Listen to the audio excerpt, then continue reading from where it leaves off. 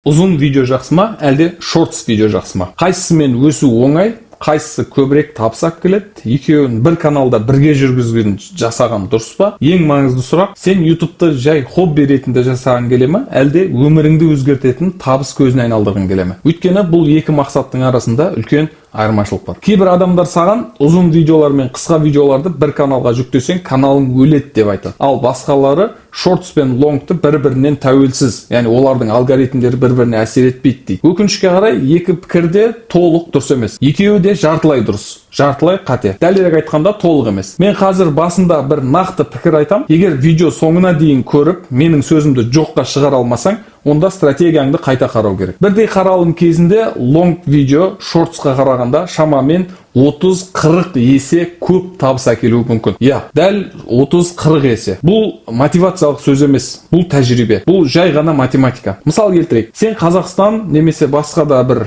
елге, нарығына контент жасап жатырсың деп елестет өзіңді. Және shorts каналың бар дейді. Орта есеппен қазір 1000 қаралым үшін shortстың табысы шамамен 20-30 теңге болуы мүмкін. Ал long видеоларда бұл шамамен 80-90 теңге болуы мүмкін. Әрине, бұл аудиторияңа, контенттің түріне, елге байланысты өзгереді. Мен тек орташа есептегі, орташа көрсеткіштерді айтып отырмын. Енді сандарға көшейік. Аптасына 10 миллион қаралым алдың делік. Көп адам үшін бұл арман сан әрине. Бірақ егер аптасына 10 миллион қаралым алатын болсаң, айына 40 миллион қаралым алады. Егер сен shorts каналы болсаң, айына шамамен 80 мың теңге, яғни 90 мың теңге, 100 мың теңге максимум табу мүмкінсің. Ал дәл сол қаралымды ұзын видеомен алсаң, айына шамамен 2,5-3 миллионға дейін табысқа жетуің мүмкін.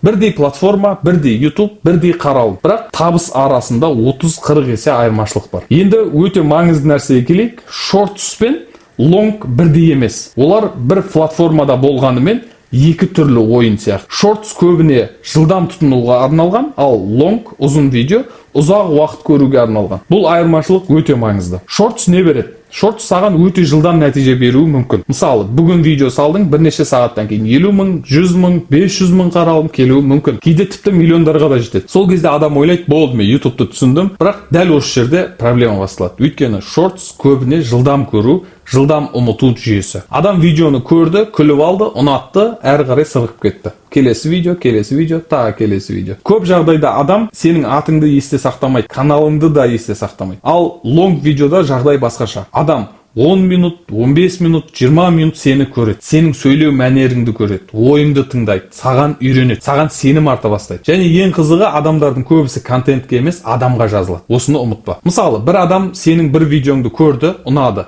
Келесі видеоңды көрді, тағы да ұнады. Үшінші видеоңды көрді, бір сәтте ол мына адамды тыңдау қызық екен дейді. Және сөйтіп сенің каналыңа жазылады. Ал shorts'та көбінесе былай. Мына видео қызық екен дейді да, ары көреді, өтіп кетеді басқа видеолар. Айырмашылық өте үлкен. Қазір тағы бір маңызды сұрақ. Shorts пен longты бір каналда бірге жасауға бола ма? Бұл жерде енді барлық жерде осыған байланысты дау-дамайлар болып жатыр. Біреулер мүлде болмайды дейді, біреулер болады дейді, проблема жоқ дейді. Шындық екеуінің ортасында. Егер сен long видеодан үзінді алып, яғни қысқартып, ұзын видеоңды shorts қып салсаң, көбіне проблема болмайды. Керісінше көмектесуі мүмкін. Өйткені shorts ұзын видеоңа адамдар әкелетін құралға айналады. Бірақ егер сен күні бойы кездейсоқ shorts сала берсең, ал ұзын видеоларың басқа тақырыпта болса, онда проблема басталуы мүмкін. Енді ең қауіпті жерге келдік. Көп адам мына нәрсені істейді. Алдымен shorts арқылы аудитория жинайды, сосын енді ұзын видео салам, жиналған подписчиктерге барлығы соны көреді деп ойлайды. Бұл сырттай қарасаң өте логикалық сияқты болып көрінеді, бірақ шындықта көбінесе басқаша болады. Мысалы, сен shorts'та мысық видеолары, күлкілі видеолар, ойыннан қызық сәттер салдың делік. Сол видеолар арқылы саған 5000 оқырман келді. Жинадың 5000 оқырман. Сосын бір күні YouTube'қа қалай ақша табуға болады деген сияқты бір 15 минуттық ұзын видео салдың. Не болады? Көп жағдайда ештеңе болмайды. Қаралым келмейді. Сен таң қаласың. Қалай, менде 5000 подписчик бар ғой, бірақ мәселе жазылушы санында емес. Мәселе аудиторияда. Өйткені сенің алғашқы аудиторияң тез контент үшін келген. Ал сен оларға ұзақ контент ұсынып отырсың. Бұл ресторан сияқты. Бір адам балмұздақ жеуге кірді, ал сен оған міне қазір саған толық түскі ас беремін деп тұрсың. Мәселе тамақта емес, мәселе адамның не үшін келгенінде. Сол үшін аудиторияны шатастырма. Егер білім беру каналы болса, шортста білім беру туралы болсын. Егер IT каналы болса, шортста IT туралы болсын. Егер бизнес туралы болса, шортста тақырыптан шықпасын. Айтпақшы, осы жерге дейін қарап отырған болсаң, комментарийға long деп жазып кет. Кімнің осы жерге дейін қарағанын көрейік. Енді тағы бір үлкен қате. Көп адам хэштегтер, яғни решетка қояды: вирал, вирус, рек, FYP, explore, shorts, long, YouTube деген сияқты хэштегтерді бәр жерге жабыстырып қоя береді. Мысалы, сен тамақ туралы видео салдың, бірақ shorts, тренд, рек деген сияқты хэштегтермен толтырып тастайсың. Сенің ойың көбірек адам көрсін. Бірақ YouTube басқаша ойлауы мүмкін. Өйткені YouTubeқа сен бір нәрсені айтып тұрсың. Бұл тамақ туралы видео. Ал хэштегпен басқа нәрсені айтып тұрсың. Жоқ, бұл рекке шығатын видео, яғни рек видеосы. Ал тақырыппен үшінші нәрсені айтып тұрсың. Сонда алгоритм бұл өзі нақты не туралы деп шатасады. Сосын видеоңды дұрыс емес аудиторияға көрсетеді. Адам кіреді, 2 секунд көреді, шығып кетеді. Тағы біреу кіреді, тағы шығып кетеді. Бұл содан кейін YouTube, мынау қызық емес видео екен ғой, мынау деп қарап қалуы мүмкін. Бірақ проблема контентте емес, проблема аудиторияда. Енді көп адам байқамайтын, бірақ өте маңызды нәрсеге келейік. Неге long видеолар күшті? Көп адам қаралым аз, өсу баяу, бір ай болды ештеңе жоқ деп long видеоны ерте тастап кетеді. Бірақ олар бір нәрсені ұмытады. Long видео қарапайым видео емес. Long видео актив, жүйе, болашақ инвестиция.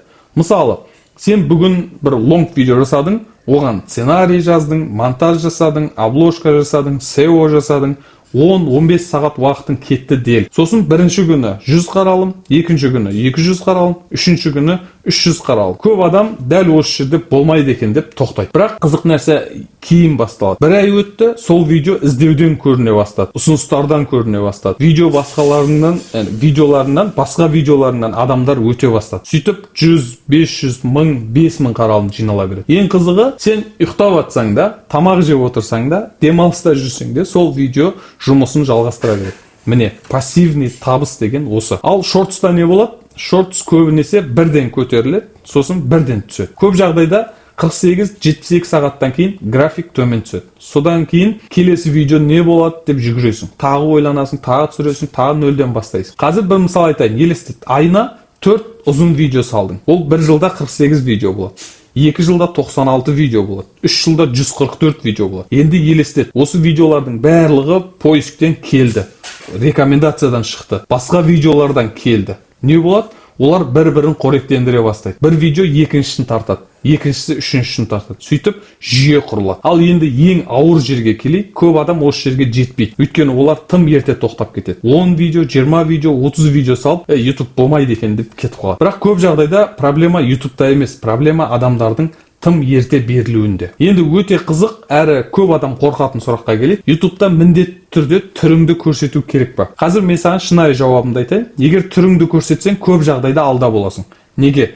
Өйткені адамдар контентпен ғана байланыспайды. Адамдар адаммен байланысады. Елестет, 2 бірдей канал бар, 2 каналда бірдей ақпарат береді, бірдей монтаж жасайды, бірдей сапада видео түсіреді. Бірақ біреуінде адамның түрі бар, ал біреуінде жоқ. Қай каналға адамдар көбірек үйренеді? Көп жағдайда адамы бар каналға. Неге? Өйткені сенің жүзің бар, дауысың бар, эмоцияң бар, сенің мінезің бар ол жерде. Адам бір күні былай ойлайды: мына адамның видеосын көрейінші. Сол кезде бәрі өзгереді. Өйткені адамдар тек ақпарат үшін емес, сен үшін келе бастайды. Тағы бір маңызды нәрсе бар. Көп адам тек YouTube жарнамасынан ақша табуды ойлайды. Бірақ үлкен каналдардың табысы көбінесе тек YouTube емес. Мысалы, брендтермен жұмыс, жарнама, серіктестік, жеке өнімдер, курстар, консультациялар, осылар да болады. Ал енді бәрін қорытындылайды. Егер мақсатың маған тез қаралым керек, маған тез аудитория керек десең, шортс жақсы таңдау болуы мүмкін. Ал егер мен YouTube'ты үлкен нәрсеге айналдырамын, мен тұрақты табыс құрамын, бұл менің болашақ жұмысым болады десең,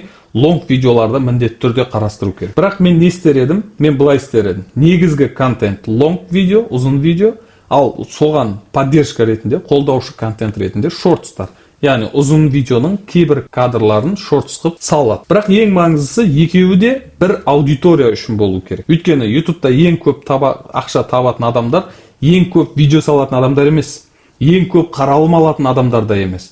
Олар дұрыс жүйе құрған адамдар. Егер осы жерге дейін қарап шыққан болсаң, комментарийға long немесе shorts деп жазып кет. Қайсысын таңдайтыныңды көрейік. Ал YouTube-та өсіру, монетизация, алгоритм және осындай нақты стратегиялар керек болса, каналыма жазылып қой. Келесі видеода кездескенше, Мәке блог YouTube-та дамудың жолын көрсететін арна.